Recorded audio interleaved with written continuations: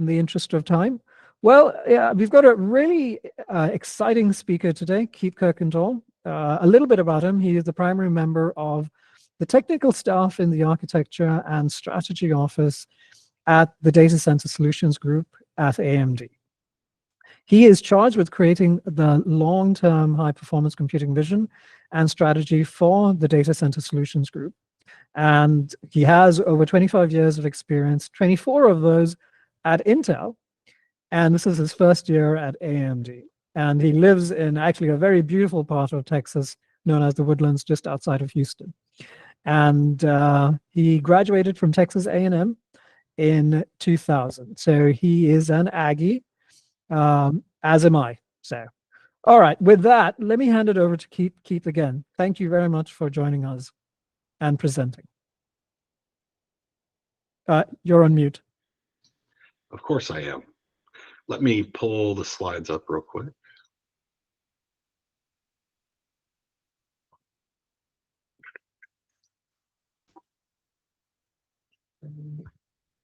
All right. So, good day, everybody. As Adnan said, my name is Keith Kirkendall. I am primary member of the technical staff at AMD. Just means I'm a senior individual contributor on the technical side. And my primary focus and professional interest is high performance computing, primarily, scientific and large clusters.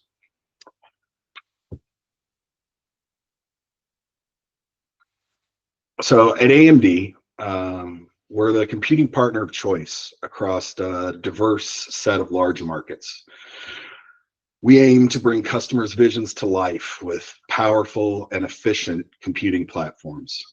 In my area of professional interest, HPC and scientific computing, AMD EPYC processors and AMD Instinct GPU technologies power 1/2 of the top 10 systems on the top 500 list, including the #1 system, El Capitan at Lawrence Livermore National Lab, and the #2 system, named Frontier at Oak Ridge National Lab. AMD powers 52% of the flops on the top 25 systems, and 12 of the top 25 Green 500 systems are using AMD technology. We launched the EPYC CPU processor family in 2017 with less than 2% market share. 8 years later and 5 generations of processors later, EPYC market share continues to grow. We exited the fourth quarter of 2024 with a record 35% share.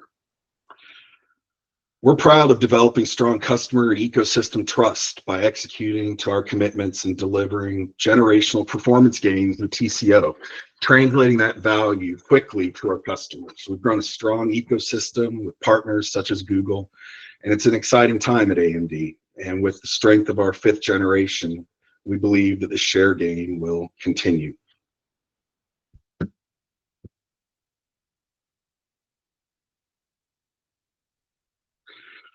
So at AMD, we've executed flawlessly to our commitments over the past 5 generations of on-time deliveries, with each generation delivering improved performance and energy efficiency.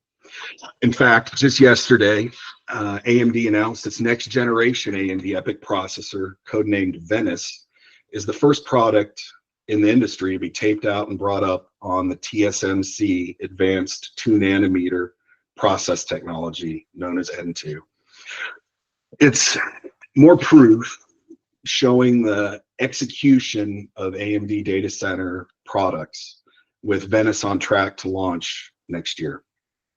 With each generation, more and more customers adopted EPYC because of our leading performance, energy efficiency, and TCO. And over the course of this roadmap, now including the 5th generation of EPYC with 192 cores, we've delivered 6 times core count and over 11x performance, while also delivering double-digit instruction per cycle gains for every generation. AMD and Google Cloud have been collaborating for multiple generations of EPYC processors, and now we are proud to introduce H4D, based on the 5th Gen AMD EPYC processor. Since our launch of the 5th Gen EPYC solutions, they've been widely adopted across the OEM and enterprise customers, and now we're excited to bring it to the cloud with Google. The H4D VM instances are Google Cloud's most powerful CPU-based VMs, and they're designed to enable new levels of performance for scientific applications. These technologies will allow scientists to deploy supercomputing class clusters and scale applications to thousands of processors to solve complex problems more rapidly and accurately. H4D VMs are powered by our 5th generation AMD EPYC processors, codenamed Turin. These offer improved whole node VM performance of more than 12 teraflops and improved memory bandwidth of more than 950 gigabytes per second. Each VM provides up to 192 cores of single-threaded performance and up to 1.5 terabytes of main memory capacity. H4D provides low latency 200 gigabit network bandwidth using Cloud RDMA on Titanium, Google's first CPU-based VMs to do so. This powerful combination will enable you to efficiently scale your HPC workloads and achieve insights faster.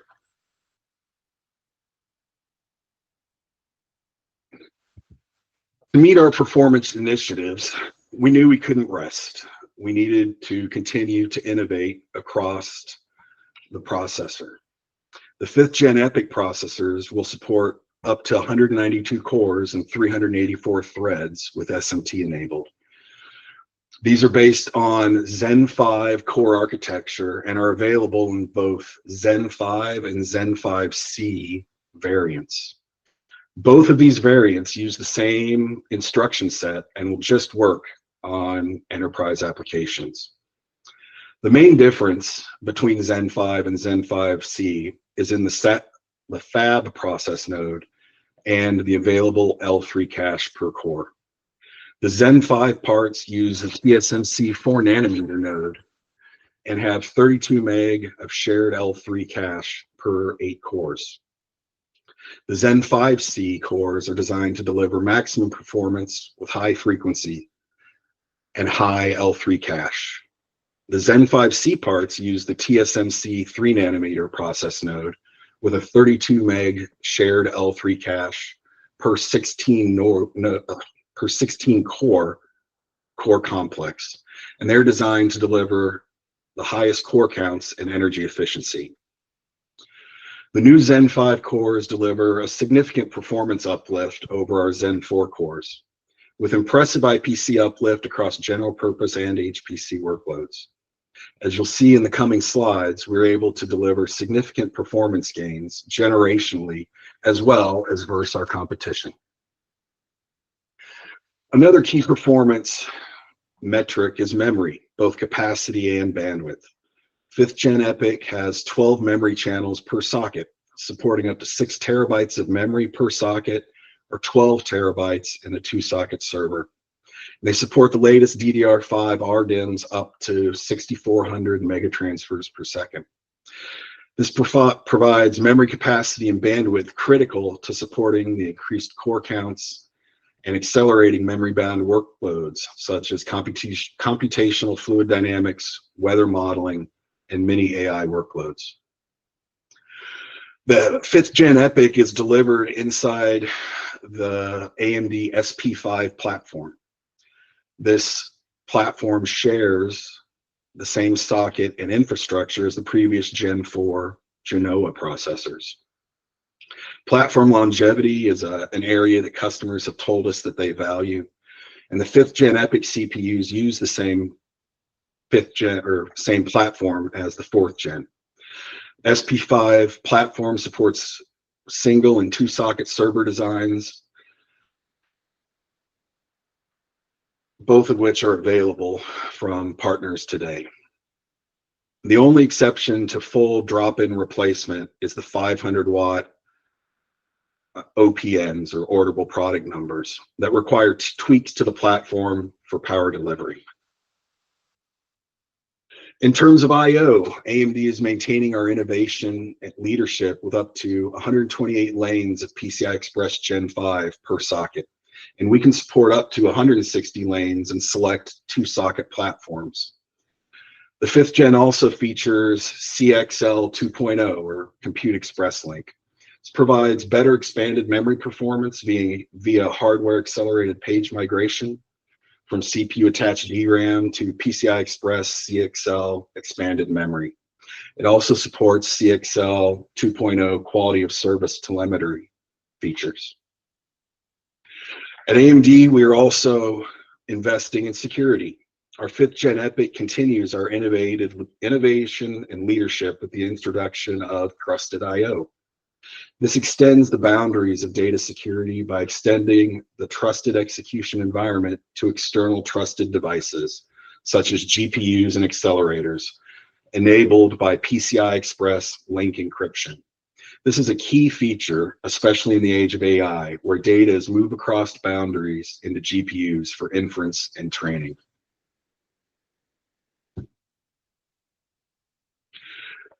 Every generation of the AMD EPYC processor has provided double-digit instruction per clock performance improvements. With the 5th generation EPYC, we continue that trend. Not only have we increased raw performance with our new Zen 5 cores, we have also increased the amount of work they can do each clock cycle. We see a 17% uplift in IPC from our 4th generation, as measured by a geo-mean of 36 different enterprise and cloud workloads. With the addition of AVX 512, including a full 512-bit data pipe, this number jumps an incredible 37% IPC uplift on the geo-mean of 24 HPC and AI workloads. Some of the enterprise and cloud workloads include integer, floating point, and Java workloads, such as SpecInt, SpecFP, and SpecJBB. For the 37% HPC and AI uplift, we include workloads and simulations in AI, such as an AMD GROMAX, ResNet 50, and BERT. Now, I know this slide is a bit of an eye chart and overwhelming, but I'm not going to walk through all of the core level improvements that are listed on this slide. I present it for reference and to talk about the architectural philosophy that drove the changes and the IPC improvement discussed in the previous slide. In a nutshell, we gave the core more resources, making it both wider and deeper. We added resources to basically every unit of the core to increase IPC and efficiency for both single and multi-threaded applications. The front end of the core is deeper, allowing the CPU to look further ahead in time and into the instruction stream, improving branch prediction and scheduling efficiency for the execution units.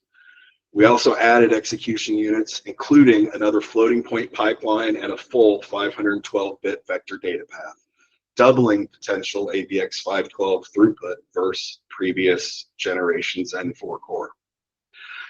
We also made the L1 caches larger, and we doubled the L2 cache bandwidth to sustain this additional floating point throughput in the core.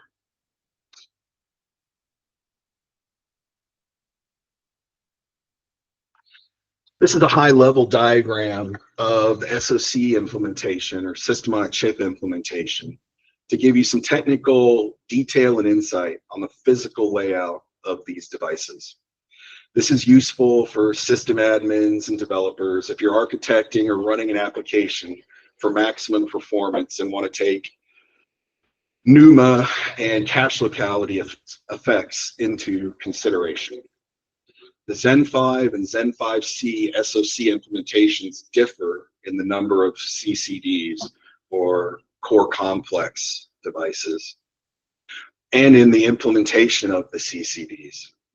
On Zen 5 based products, our CCD has up to 8 cores and 32 megabytes of L3 cache per CCD. Each Zen 5 based product has up to 16 CCDs on the package for up to 128 cores and 256 threads. On Zen 5C based devices, each CCD has up to 16 cores and 32 megabytes of L3 cache. Each Zen 5C product has up to 12 CCDs on the package for up to 192 cores and 384 threads. Each processor implements 12 channels of DDR5 up to 6,400 megatransfers per second, and a 2-socket server can support up to 160 lanes of PCI Express Gen 5 with speeds up to 32 gigabits per second per lane.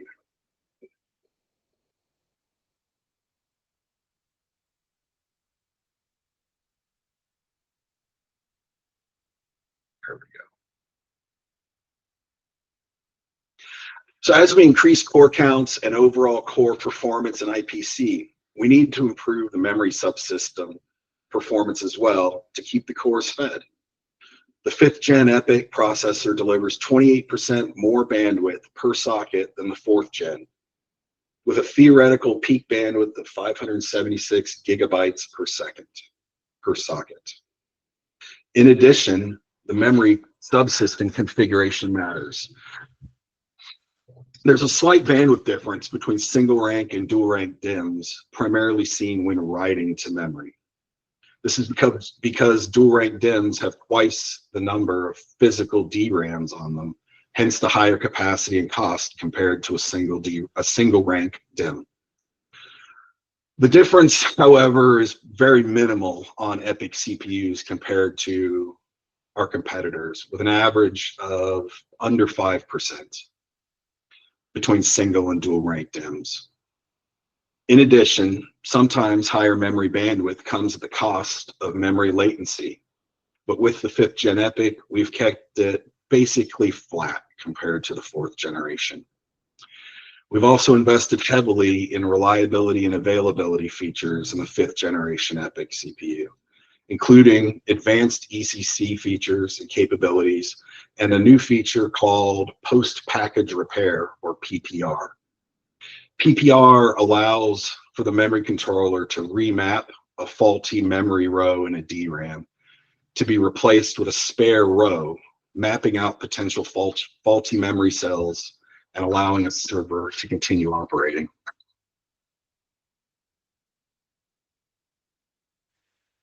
In addition to increasing device core and memory performance, we've also improved I/O performance as well. The 5th Gen EPYC provides strong DMA and peer-to-peer capabilities for advanced AI and HPC systems utilizing GPUs or other accelerators such as InfiniBand or Ethernet NICs. I/O DMA performance and uniformity has been substantially improved versus prior generations, and trusted I/O built on top of PCI link encryption enables confidential VMs utilizing trusted I/O devices.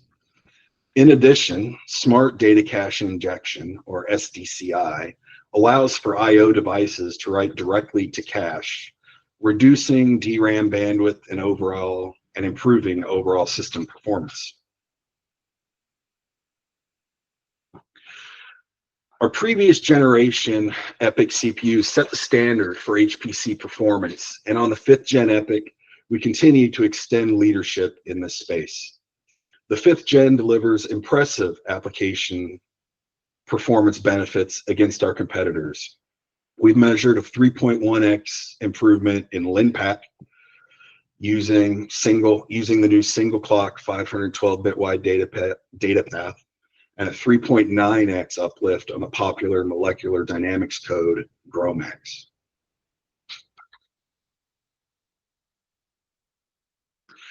In enterprise HPC applications, the performance improvements are similarly impressive. On this slide, we compare at ISO core counts, so 64 cores for 4th and 5th Gen EPYC and for our competitors' top bin 5th generation Intel Xeon. We do this comparing at ISO core counts because enterprise HPC applications can be core limited, and they also have licensing constraints and limitations. We see a 60% improvement over our competitor in LS Dyna, Radios, Fluent, and AccuSolve. and a 30 to 40% improvement over our previous 4th generation EPYC CPU. In open source HPC applications, where you can take advantage of our core count without licensing constraints, the gains are even larger, with up to a 3.9x performance advantage on modeling and simulation workloads.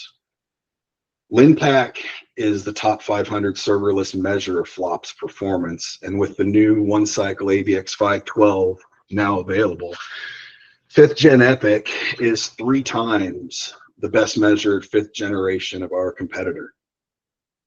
You can see that the generational uplift is significant as well versus the 4th generation, as we have doubled theoretical AVX 512 throughput plus added more cores. GROMACS and NAMD are computing life science simulations such as non-bonded interactions of biochemical molecules. We see up to a 3.9x advantage with EPYC 5th Gen versus our competitor. NAMD is used to simulate molecular dynamics, and once again, you see a 3.7x generational uplift there versus our competitor. Quantum Espresso is used for materials modeling and electronic structure calculations, and we see a 2.1x advantage in QE. The situation looks similar when we look at enterprise HPC, CFD, or computational fluid dynamics applications. When you look at ANSYS CFX, at ISO core count of 64 cores, we see a 50% improvement over our competitor and similarly large generational gains over the 4th Gen EPYC. In the open source CFD app, OpenFOAM, we see a 70% improvement over our competitor and a 50% improvement versus the previous Zen 4 products.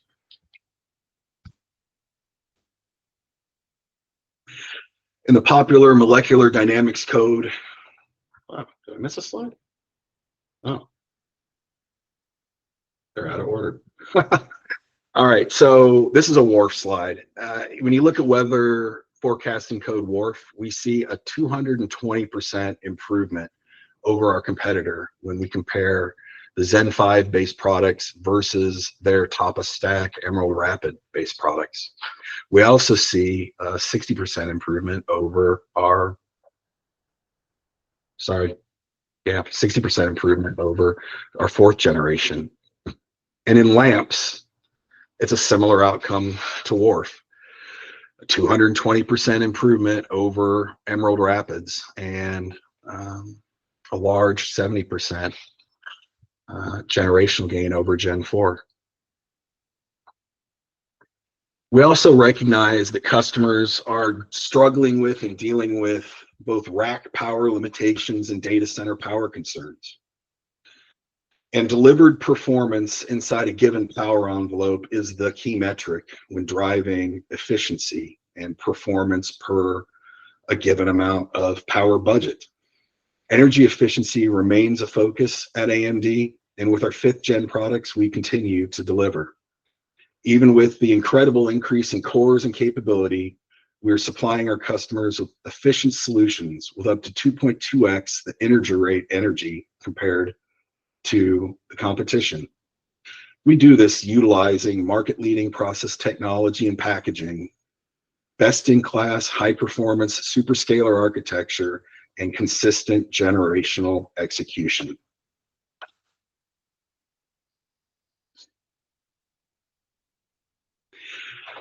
At AMD, we're developing optimized solutions based on industry standard technology to meet our customers' needs. We talked at length about our 5th generation EPYC product, the world's best CPU for HPC, enterprise, and for the cloud. We're also investing heavily in our Instinct GPU-based products for HPC and AI workloads, and we are delivering on an annual cadence of consistent performance and TCO improvements with leadership memory capacity. We're driving open industry standards, such as the Ultra Ethernet Consortium, to enable next generation scale-out networks, and we're driving the Ultra Accelerator Link Consortium to deliver next generation scale-up networks for the industry. Google is a key member of both the UEC and UAL consortiums. In addition, we're delivering high-performance, low-latency Ethernet NICs with our SolarFlare technology, and the world's first Ultra Ethernet-ready NIC in the AMD Polara 400 AI NIC. We're investing heavily in open source software, and we're delivering major software frameworks, compilers, and libraries to support our products across a variety of uses, including, obviously, HPC and AI. Also recently, we closed on the acquisition of ZT Systems, and their engineers will be developing next generation cluster level reference designs utilizing AMD products.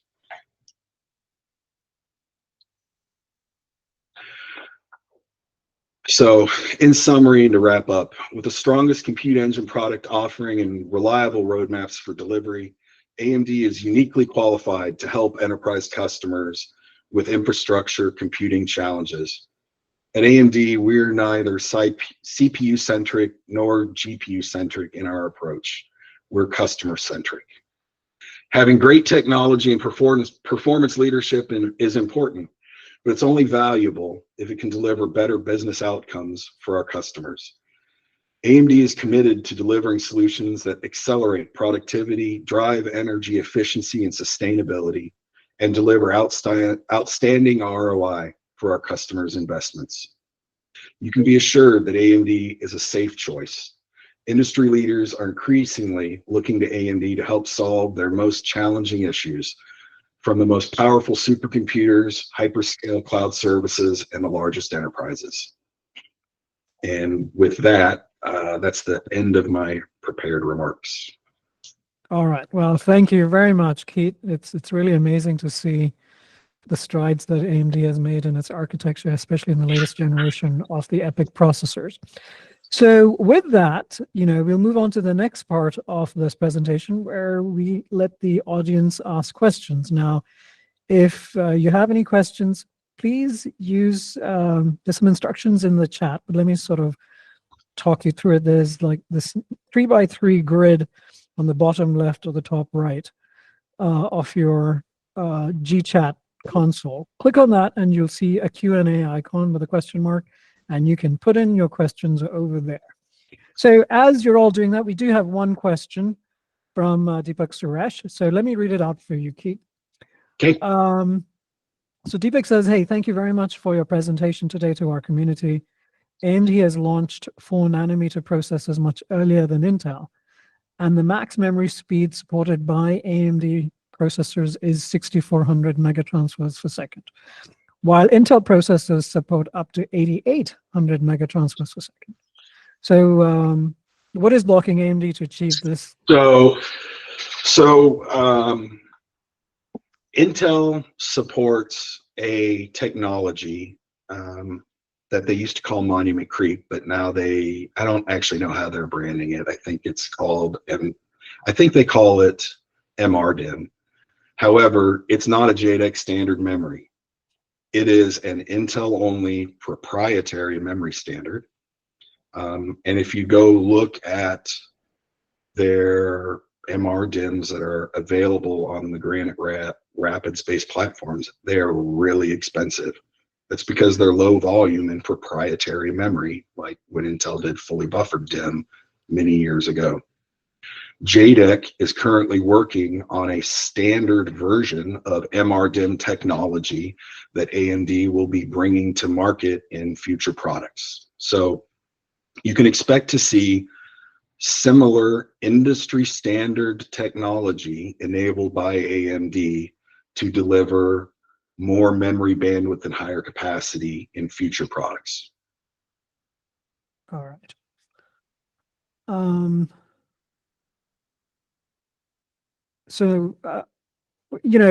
Whilst we're waiting for more questions from the audience, Keith, one of the questions I had is, you've seen impressive gains in the EPYC processors of 5th generation on GROMAX and several other HPC applications. Like, can you talk a bit more about that? What is it just the the improvements in IPC and it's improvements in IPC matter, but if you profile different applications based on the science and the solvers that the different applications use, some of them are very memory bandwidth bound. And the application, no matter how much core performance you have, will only run at a roofline speed that's limited by how fast it can read and write from memory. Other applications that use sort of DGEM or HPL like solvers that are very compute intensive scale very, very well with core performance and with delivered flops, no matter what you do with memory bandwidth. Most applications don't fall on one of those two vectors only. There's some combination of the two. In HPC, we do see a vast majority of the applications are a combination of compute and bandwidth bound, which means that adding capabilities and performance both in memory and in cache and in memory bandwidth capacity are important to scaling HPC applications. All right. Okay, cool. One more question for me. Oh, actually, there's another one that just came in from Deepak Suresh. Let's go ahead and ask that. Are there any products from AMD for neuromorphic computing similar to Intel's Hala Point? Thank you for the question. To be totally frank, I'm not sure. I have not seen that in my time at AMD, but that doesn't mean that in our Xilinx FPGA group, there's not something in that vein. So unfortunately, I don't know, but my off the cuff belief is I don't think so directly. Maybe an FPGA based thing. Okay. All right. Keep those questions coming in. So Keith, another question from me. We often overlook the software when it comes to HPC applications. You had in one of your previous slides, you talked about some of the HPC software. Could you go a bit deeper into what specific tools AMD is making available to the HPC community to optimize codes on? So speaking specifically about EPYC, right? We have LLVM-based high-performance compilers like AOCC and Fortran compiler, and we believe those provide best-in-class performance for our CPUs. However, we know that many customers prefer to use GCC, and we fully support open-source GCC as well. We contribute to GCC, in fact. We also have a full library or a full portfolio of application libraries to accelerate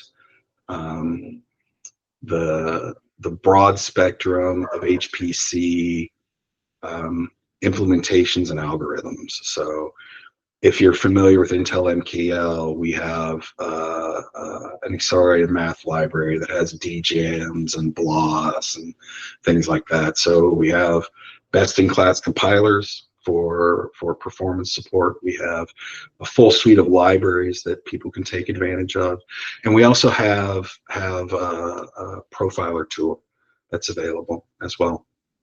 Okay. And on the GPU side, we have compilers, libraries, we have the ROCm software stack, and then we also have a full suite of optimized AI.